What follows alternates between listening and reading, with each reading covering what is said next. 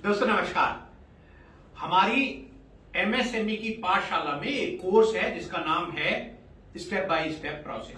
दोस्तों यहां मैं उसकी एक वीडियो आपको दिखा रहा हूं, दे रहा हूं, आप देखिए और अगर आपको पसंद आए तो आप इसको तो लाइक, शेयर और सब्सक्राइब कर ही दीजिए और साथ में ये जो एमएसएमई की पाठशाला है उसमें step by step process course को भी ज्वाइन कर लीजिएगा। मैं डिस्क्रिप्शन में लिंक दे रहा हूं आपको दोस्तों एमएसएमई की पाठशाला के स्टेप बाय स्टेप प्रोसेस को ज्वाइन करने का भी।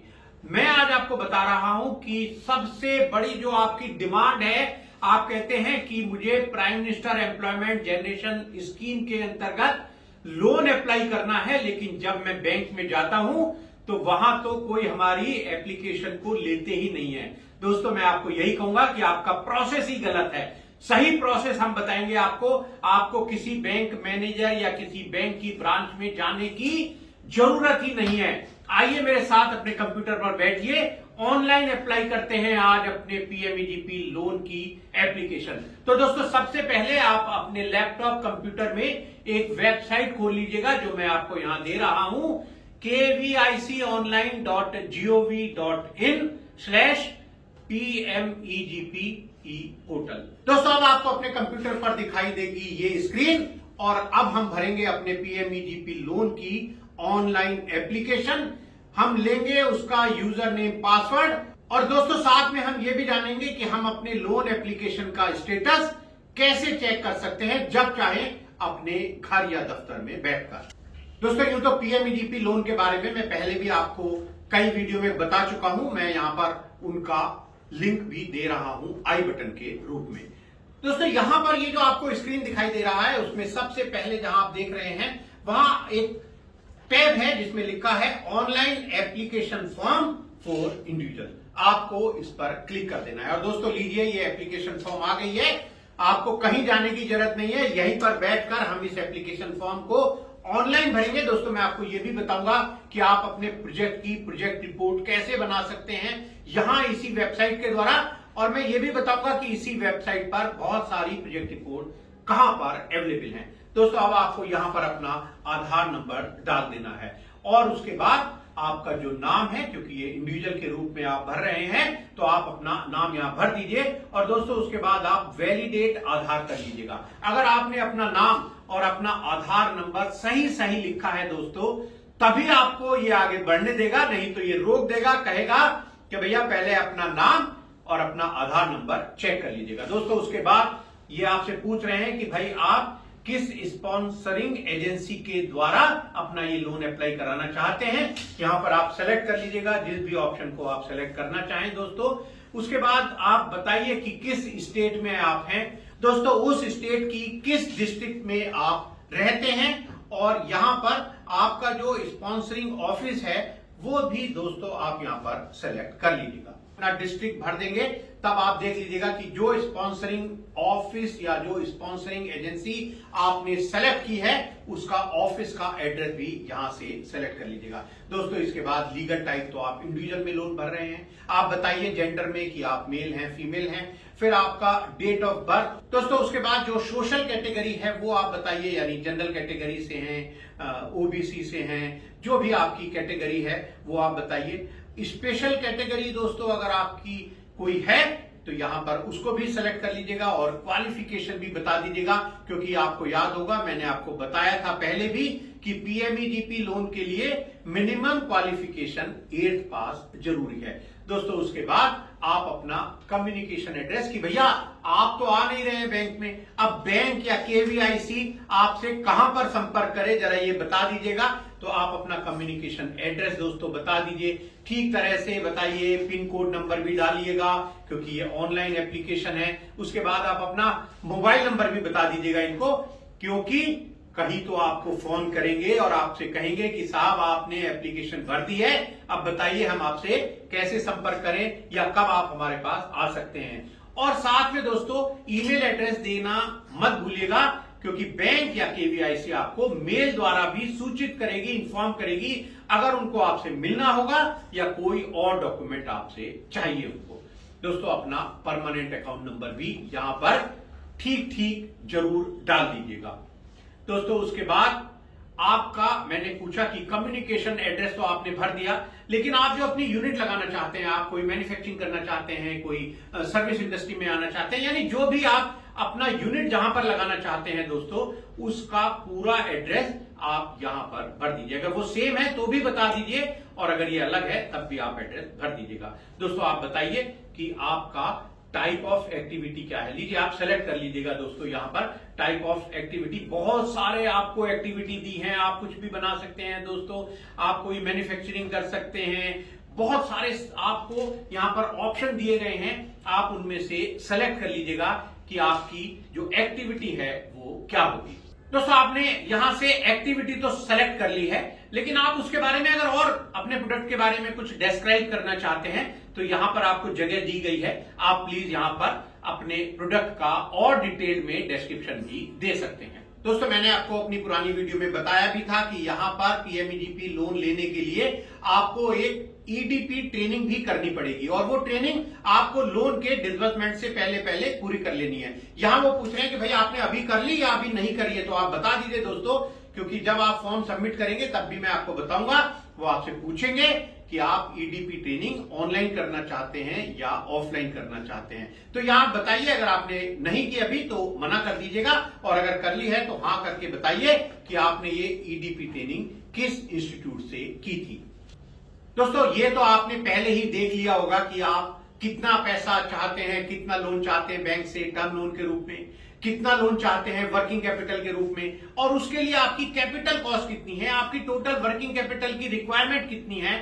वो जो आपने प्रोजेक्ट रिपोर्ट बनाई होगी, मैं आपको बताऊंगा कि कहां से आप बना सकते हैं अपनी प्रोजेक्ट रिपोर्ट, और कहां से आप डाउनलोड कर सकते हैं बहुत सारी प्रोजेक्ट रिपोर्ट। लेकिन यहां आपको बताना है कि आपकी कैपिटल कॉस्ट कितनी है, और साथ में आपकी वर्किंग कैपिटल कितनी लगेगी इस बिजनेस के लिए। और क्योंकि ये prime minister employment generation programme के अंतर्गत आप लोन ले रहे हैं या लोन अप्लाई कर रहे हैं, तो प्रधानमंत्री जी चाहते हैं कि भाई आप कुछ लोगों को रोजगार भी दें। तो यहां इस एप्लीकेशन में आपसे ये भी पूछा जा रहा है कि भाई आप कितने लोगों को रोजगार देंगे ये लोन लेने के बाद। बस दोस्तों आप काफी करीब आ गए हैं अपनी एप्लीकेशन को कंप्लीट करने में। अब दोस्तों जब आपने ये डिटेल भर दी, तो अब आप ये भी बता दीजिएगा कि आप किस बैंक से लोन लेना चाहते हैं। दोस्तों यहां आप सेलेक्ट कर सकते हैं आईएफएससी कोड के द्वारा भी, आप एड्रेस के द्वारा भी, या बैंक के नाम द्वारा भी। आप जिस बैंक से लोन लेना चाहते हैं बताइए कि आप किस बैंक से लोन लेना चाहते हैं, और साथ में ये भी बता दीजिए कि मैं तो इस ब्रांच को लाइक करता हूं, या ये ब्रांच मेरे घर से या मेरे जो बिजनेस एड्रेस है उससे करीब है, और मैं इस ब्रांच से लोन लेना चाहता हूं। दोस्तों आप सेलेक्ट कर लीजिएगा, बैंक भी ब्रांच भी है। कितनी बढ़िया बात कि आपका सिलेक्शन यहां घर बैठकर हो जाएगा कि आप किस बैंक की किस ब्रांच से लोन लेना चाहते हैं।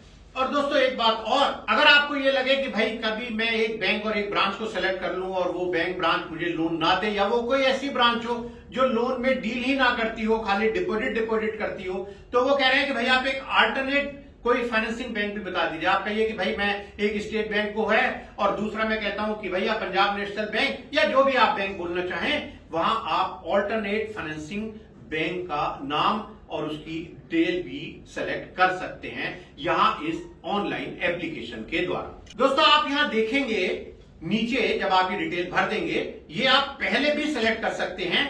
यहां पर वो कह रहे हैं कि प्रिपेयर डीपीआर, आप अपनी डिटेल्ड प्रोजेक्ट रिपोर्ट तैयार कर लीजिएगा। मैं आपको ये बटन दबाकर दिखा देता हूं दोस्तों कि आपको एक एक्सेल फाइल खुल जाती है यहां पर, जिसकी पहली शीट में आपको अपनी डिटेल भरनी है, और आप दूसरा जो उसकी शीट है दोस्तों उसी फाइल की, वहां पर आपकी रिपोर्ट बनती जाती है जैसे जैसे आप अपनी डिटेल यहां भरते जाते हैं। किसी और वीडियो में मैं आपको स्टेप बाय स्टेप प्रोसेस के द्वारा यह भी बताऊंगा कि आप अपनी डिटेल प्रोजेक्ट रिपोर्ट यहां इस पीएमईजीपी की वेबसाइट के अंतर्गत कैसे बना सकते हैं। अब आते हैं, हम यहां पर कर देते हैं सेव एप्लीकेशन डाटा, यानी ये जो एप्लीकेशन का जो भी हमने डाटा भरा है दोस्तों, यहां तक तो आप इसको सेव कर लीजिएगा। अभी कंप्लीट नहीं हुआ है, और जैसे ही आप सेव करते हैं इसको दोस्तों, तो आपको आ जाता है कि भैया आपका एप्लीकेशन आईडी क्या है और आपका एप्लीकेशन का पासवर्ड क्या है। दोस्तों इसको बहुत ही ध्यान से सेव करके रख लीजिएगा,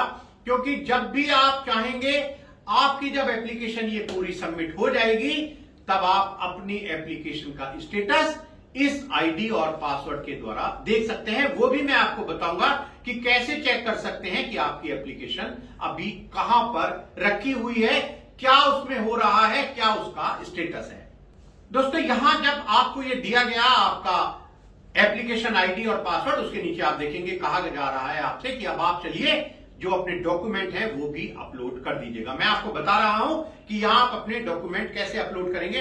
दोस्तों ये जो लिस्ट है डॉक्यूमेंट्स की, आपको अपना एक पासपोर्ट साइज फोटोग्राफ चाहिए, आपको प्रोजेक्ट प्रोफाइल चाहिए जो मैंने अभी आपको बताई आप बना सकते हैं, आपको अपना आधार कार्ड जो आपने लिखा था सबसे पहले उसकी एक कॉपी चाहिए, आपको एक पॉपुलेशन सर्टिफिकेट चाहिए और आपको एक एजुकेशन या टेक्निकल क्वालिफिकेशन का एक सर्टिफिकेट भी यहां पर देना होता है। ये सारे डॉक्यूमेंट आप अपने कंप्यूटर या लैपटॉप पर दोस्तों डेस्कटॉप पर सेव करके रख लीजिएगा और जैसे जैसे जहां जहां ये आपसे मांग रहे हैं तुरंत उनको अपलोड करते जाइए। ध्यान रखिए कि फोटो के जगह आधार कार्ड ना लगा दें, आधार कार्ड की जगह पॉपुलेशन सर्टिफिकेट ना लगा दें।